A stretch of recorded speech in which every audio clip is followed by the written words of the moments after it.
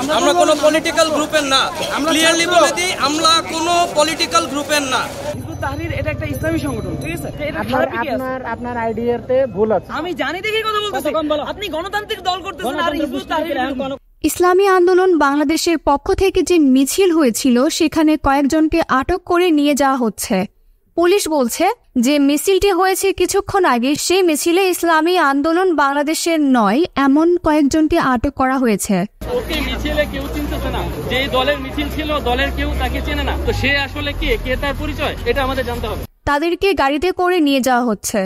কিছুই হয় না, আমরা জাস্ট কালো পতাকা উঠাইছি, আমাদেরকে নিষেধ করা হয়েছে। কালো পতাকা কেন?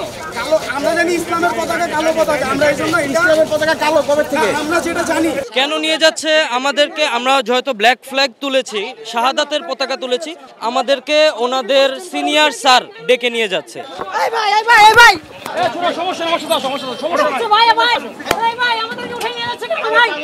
সাদা পতাকা ছিল, কালো পতাকা ছিল, দুটোটার ভিতরে আপনার কালেমা লেখা ছিল। এরা কোনো সংগঠন না, আর ছাত্র